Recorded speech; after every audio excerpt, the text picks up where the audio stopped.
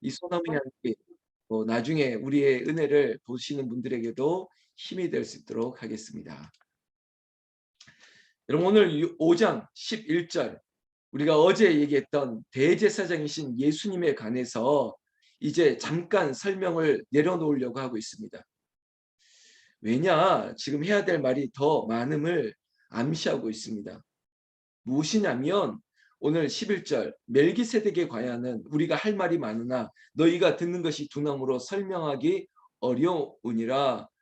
여러분 듣는 것이 둔하면 설명하기도 어렵다는 것이죠. 우리가 이런 말 하지 않습니까? 아니 이렇게 말하면 알아들을 만도 한데 아무 뭐 개떡같이 말해도 마치 콩떡같이 찰떡같이 좀 알아들었으면 좋겠는데 잘 모르겠다는 것이죠. 때로는요 말하는 이보다 듣는 이가 더 중요할 때가 있습니다. 상담자가 되어서 내담자 찾아오시는 분들의 이야기를 잘 들어야만 그분들에게 또 힘이 될 수 있는 말을 또 어떤 조정이 될 수 있는 말을 전할 수가 있는 것이죠. 우리에게 하나님께서 듣는 것에 대한 중요함을 얘기하고 있습니다. 왜냐하면 들음, 그 믿음은 들음에서부터 나고 하나님의 말씀, 그 소망이 있고 생명력이 있고 그리고 우리의 삶의 모든 것들을 바꿔놓을 수 있는 말씀, 그 말씀을 들어야만 그 회복이 시작된다는 것입니다. 여러분 하나님께서 순종하는 자들은 잘 들었다는 거예요. 그의 눈도 귀도 항상 주인의 입술에 고정되어 있습니다. 뭐라고 말씀하시는지를 보는 거예요. 그리고 그 말씀을 귀담아 듣는 것이죠. 하나라도 땅에 떨어뜨리지 않고 마치 복음서에 보면 옥토의 비유, 좋은 밭의 비유처럼 잘 새길 수 있도록 잘 떨어져서 열매를 맺을 수 있도록 나의 것으로 받아들이는 것입니다. 그래서 하나님의 복음이 어려운 것이 아닙니다.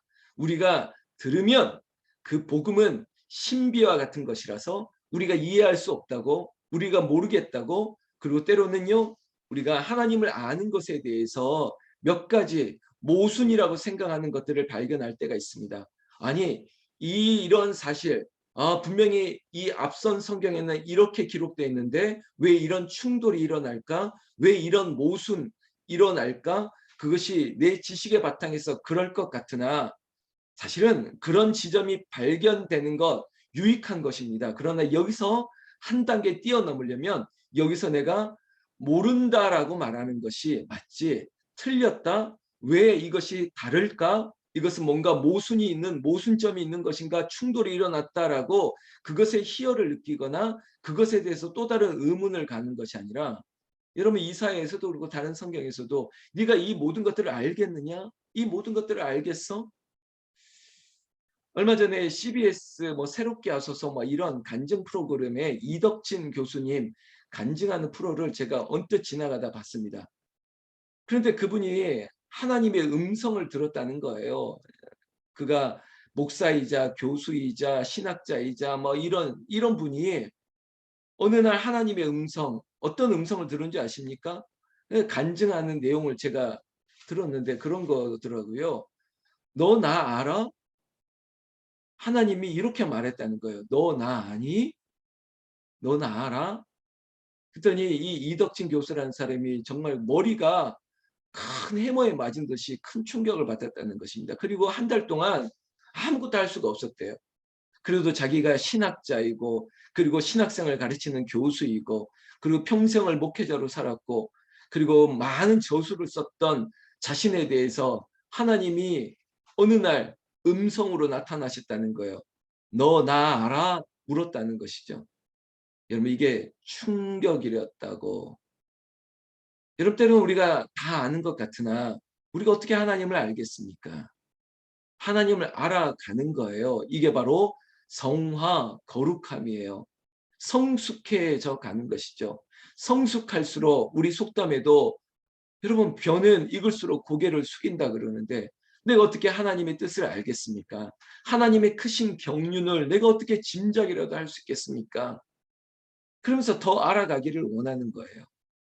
이 12절 오늘 5장 12절 말씀해 보면 때가 오래되었으므로 너희가 마땅히 선생이 되었을 터인데 이렇게 시간이 지났는데 아직도 여전히 어린아이와 같이 너희가 배우는 것 같은 그런 마음들, 물론 배우는 거 좋죠. 그러나 오랫동안 배웠지만 여전히 내 배움을 다른 사람에게 가르치고 전할 수 있는 그 선생된 자리에 가야죠. 신앙생활도 제가 어떤 1:1 양육이나 한 사람 구원하는데 애를 쓰자는 게 그거예요. 내가 배웠으면 배워서 뭐 하겠습니까? 여러분 배워서 남 주는 거예요. 배우면 남 주는 거고 그리고 돈 벌어서 남 주는 거예요. 그러려고 배우고 그러려고 버는 거예요. 그거 배워서 내 만족이 되고 그거 벌어서 내 것이 되려고 한다면 그것이 무슨 인생의 의미가 있겠습니까? 배워서 남 주자. 목사도 내가 받은 은혜를 성도들에게 주고 싶은 거예요. 제가 목사가 돼서 시간이 얼마나 많은 시간이 지났을까요? 물론 제가 가지고 있는 것들 그거 그냥 늘 풀어 헤치면 되겠지만 아니에요. 내가 새롭게 받은 은혜, 나에게 새롭게 주신 그 하나님의 그 뜻과 그 깨달음들을 성도님들에게 다시 주고 싶은 거예요. 저도 받은 것들을 주는 거예요. 배워서 남 주는 것. 내게 받은 은혜를 나는 무엇으로 보답할까? 내가 이 구원의 은총을, 내가 하나님이 주신 은혜를 내가 가지고 있다면, 내가 그만큼 받았다면, 내가 그것을 많이 누렸다면 이제 선생처럼 나도 그것을 가르쳐야죠. 나눠줘야죠. 지식을 나눠주고 이 감동을 나눠주고 그렇게 살아야 되는데 여전히 하나님 말씀의 초보에 대하여 누구에게서 가르침을 받아야 할 처지이니 이거 보세요. 아직도 여전히 가르침을 받아야 될 초보에 머물러 있다는 거예요. 사실은 근데 여러분 제가 좋아하는 다큐멘터리 같은 프로, 예능 프로기도 할 수도 있는데 뭐 생활의 달인 막 이런 프로그램 있지 않습니까? 아니요 뭐 마치 뭐 하나 열심히 하니까 거의 신의 경지에 오르는 것. 근데 단순하더라고요. 반복하고 오래 하면 잘할 수밖에 없어요. 근데 여러분 부끄럽게도 우리의 신앙생활이 얼마나 오래되었습니까? 정말 이 정도 됐으면 아까 말했던 것처럼 나도 선생이 돼 있어야 되고 내가 가르치고 그 사람을 영향력을 미치고 이 부분에 있어만큼은 뭔가의 경제에 이르러야 될 텐데 우리는 여전히 초보에 있다는 거예요. 하나님 말씀을 아는 것에 대해서 우리의 신앙이 우리의 선교적인 열정이 복음을 전하는 이 마음이 여전히 우리는 초보에 머물러 있어요. 12절 말씀에 이런 구절이 있습니다. 보세요. 하나님 말씀의 초보에 대해 누구에서 가르침을 받아야 할 처지래요. 처지. 여전히 우리는 받아야만 살 수 있는 것. 물론 우리가 하나님의 은혜를 받아야 되고 성령의 그 기름 부으심을 받아야 되지만 여러분 우리가 가지고 있는 그리스도인의 목표, 삶의 목적은 어디 있느냐? 우리가 한 영혼을 살려내는 것입니다. 한 영혼을 주께로 인도하는 일에 우리가 복음 전도의 선교에 우리의 사명을 다하지 않는다면 우리의 존재 자체가 흔들릴 수밖에 없습니다. 그래서 12절 후반전에 단단한 음식은 못 먹고 젖이나 먹어야 할 자가 되었도다. 항상 물려줘야 되는 거예요. 먹여줘야만 되는 거예요. 여러분 이 부드러운 음식 젖이나 먹어야 된다 이런 표현 보십시오. 우리가 아이를 키워봤고 다 길러봤지만 여러분 그것을 물려주고 이유식 그저 그 정도는 항상 불안한 거예요. 그런데 어느 정도 커서 이 정도 딱딱한 음식도 먹고 소화시킬 수 있고 이럴 때까지 가야지 그것이 성장이 온전한 것이죠. 여러분 성장하지 않는다는 것은 뭔가 문제가 있다는 것입니다. 우리 아이들이 만약에 성장하지 않고 머물러 있다고 생각해 보십시오. 오늘 말씀 그대로 여전히 묽은 것, 미음만 먹고 젖이나 먹고 이유식만 먹는 그런 소화체계에 머물러 있다면 이거 문제 있는 것 아니겠습니까? 여러분 우리의 신앙도 마치 신앙생활도 그런 거예요. 한 대 맞아도 일어날 수 있는 단단한 힘이 있어야죠. 맷집이 있어야죠.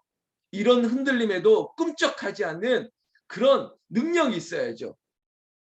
여러분 누가 한번 얘기했다고 푹 쓰러지고 이거 한번 쓰러졌다고 나도 쓰러지고 돈이 없다고 쓰러지고 건강이 조금 아프다고 쓰러지고 누가 나한테 뭐라고 말했다고 쓰러지고 온통 우리는 여전히 젖이나 먹어야 될 아직도 그런 처지냐라고 반문한다면 우리는 뭐라고 대답하겠습니까? 여러분 이 새벽을 깨운 여러분들은 걱정하지 않습니다. 여러분들이 지금 이렇게 성숙하려고 성장하려고 애를 쓰고 있지 않습니까? 이 단단한 음식 새벽을 아무나 깨우나요? 이거 아무나 깨물 수 없는 거 아닙니까? 그런데 우리는 이 단단한 이 아무나 할 수 없는 것들을 하고 있는 여러분들은 걱정을 하지 않는 거예요.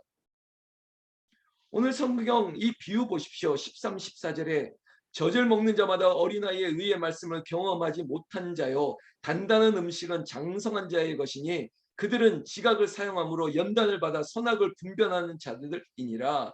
여러분 분별한대요.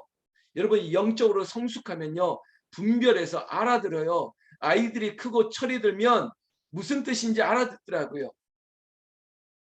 애야 힘드니까 오지 말라. 아이 우리 엄마가 오지 말라 그랬는데 안 가야지 하는 건 아이예요. 아 부모님이 자식 생각해서 오지 말라고 하는 아유 어머님이 우리 엄마가 이렇게 약해졌나. 오히려 생각을 더 하는 거예요. 그리고 그걸 뭘 말하나요? 가는 거죠. 여러분 우리가 단단한 음식 신앙생활에서도 우리가 분별하고 그리고 지각을 가져야죠. 아 그래 담임 목사가 하는 말이 이런 거구나. 그리고 우리 장로님이 권사님이 집사님이 하신 말씀이 이런 뜻이구나. 그리고 예배 가운데 주시는 말씀이 나에게는 이런 은혜가 있구나. 이것들을 지각하고 분별하고 알아듣고 이 자리에 있는 우리뿐만 아니라 누군가 살려낼 수 있는 우리의 마음이 여러분 단단해지기를 말씀으로 단단해지고 그리고 우리의 기도로 단단해지고 어떤 시험이 와도 흔들리지 않은 페트라 반석과 같은 단단한 믿음의 소유자가 되시기를 우리 주 예수님의 이름으로 축원합니다. 축원합니다. 그래서 6장 1절에 한 번 더 강조하고 있죠. 그러므로 우리가 그리스도의 도의 초보를 버리고 죽은 행실을 회개함과 하나님께 대한 신앙과 세례들과 안수와 죽은 자의 부활과 영원한 심판에 관한 교훈의 털을 다시 닦지 말고 완전한 대로 나아갈지니라. 아멘. 여러분 이런저런 거 내가 세례 그리고 죽은 자와 산 자의 부활 영원한 심판 교훈 이런 거 가지고 내가 머리로 뭔가를 알아보려고 하지 말고 여러분 결국은 완전한데 이거는 인생 가운데 완전한 게 어디 있겠습니까? 오직 예수 그리스도밖에 없어요. 정말 예수도 알기 원하네 크고도 넓은 은혜와 머리로 지식을 쌓으려고 하지 말고 주님께로 나아갑니다. 어린아이와 같은 심정으로 주님 듣겠습니다. 그리고 내가 아버지 주의 말씀대로 순종하겠습니다. 완전한 대로 나아가는 것 우리가 바로 은혜의 보좌 앞으로 나아가니라. 그 은혜의 보좌 앞으로 누구를 통해서 나아갑니까? 바로 큰 대제사장이신 예수님 때문에 은혜의 보좌 앞에 나아가요. 그러니까 우리가 성숙해지는 유일한 길은 예배하는 길이에요. 나사렛 예수의 이름으로 나아가 예배하고 기도하고 여러분 새벽을 깨우며 기도하고 금요 찬양 기도에 어려운 시간과 환경에도 나와서 기도하고 기도할 때 하나님께서 허락하신 것을 받는 거예요. 3절 하나님께서 허락하시면 우리가 이것을 하리라. 여러분 하나님께서 하셔야 우리가 할 수 있는 것이에요. 하나님께서 주셔야만 누릴 수 있는 것이지 여러분 하나님이 하시지 않는다면 하나님이 주시지 않는다면 우리는 아무것도 아닙니다. 여러분 우리가 구원은요 은혜로 받은 것이에요. 우리가 아무것도 한 것 없이 받은 거예요. 그저 하나님의 선물이에요. 그러나 이제 우리가 이 세상 가운데 우리가 하나님의 뜻을 알고 여러분 우리가 효도하려면 우리가 힘을 써야 되지 않겠습니까? 이런 거 있잖아. 아빠 내가 돈 많이 벌어서 효도할게. 그러면 돈 많이 벌으려면 수고를 할 수밖에요. 이게 효자 될 수 있는 효도하려고 하는 애씀이죠. 우리가 구원은 선물로 받았다면 이제 내가 5절 하나님의 선한 말씀과 내세의 능력을 맛보고도 이렇게 시작하면서 타락한 자들 그리고 이 땅에 있는 8절에 엉겅퀴 가시 이런 것들을 다 불사르고 치우는 일에는 노력이 필요한 거예요. 내 안에 있는 욕망, 욕심들, 죄의 유혹들을 다 뽑아내고 그리고 오직 말씀으로 새로워지고 하나님의 복을 받으려고 하는 일에는 힘씀이 있어야 되는 것이죠. 제가 조금 전에 비유했지 않습니까? 내가 아버지가 나를 위해서 엄마가 나를 위해서 이렇게 수고했는데 이제는 내가 아무 걱정하지 마세요. 내가 아버지를 위해서 어머니를 위해서 내가 이렇게 살게요. 이렇게 생각하고 그 일을 위하여 더 열심히 공부하고 그리고 내가 어느 자리에서 올라가고 그 일로 말미암아 내가 우리 가문을 우리 집안을 우리 부모님을 또 내가 섬기는 교회 위에 내가 이렇게 할 수 있는 자리까지 가는 것이죠. 여러분 제가 비유로 부모와 자식 간에 얘기했지만 하나님 나라도 마찬가지예요. 교회도 마찬가지예요. 마치 존 F 케네디가 말했던 것처럼 정말로 내가 누구를 위하여 내가 나라를 위하여 뭔가를 정부를 위해 뭔가를 해주려고 하는 것보다도 내가 이제는 무엇을 해줄 수 있을까를 고민하는 거예요. 그러니까 뭐 교회가 나를 위해서 뭘 해줄까가 아니라 이제 내가 단단한 하나님의 완전한 대로 나아간 자가 되다 보니 하나님 나라를 위하여 내가 교회를 위하여 내가 아버지 주의 종을 위하여 내가 믿음이 약한 자를 위하여 내가 무엇을 할 수 있게 하여 주시옵소서 이렇게 된다니까요. 근데 그게 하나님의 복을 받는 비밀이에요. 그래 네가 그렇게 하려니 내가 너에게 줄 것이야. 내가 너에게 부어줄 것이야. 너가 주를 위하여 일하려고 하니까 건강이 필요하지. 그래 너의 건강을 내가 붙들어 줄 것이야. 네가 더 주를 위하여 기도하기를 원하는데 그 병 때문에 기도할 수 없다고 하니 너의 병을 내가 낫게 할 것이야. 이런 은혜가 나타나는 것이에요. 사랑하는 성도 여러분, 오늘도 완전한 대로 나아갑시다. 그곳이 어딜까요? 바로 대제사장이신 은혜의 보좌 앞에 예배하는 자리, 기도하는 자리. 여러분들이 지금 그곳이 베델 하나님의 집, 그리고 은혜의 골방이 되시고 성령을 맛보는 오순절의 마가의 다락방이 되시기를 나는 우리 주 예수님의 이름으로 축원합니다. 축원합니다.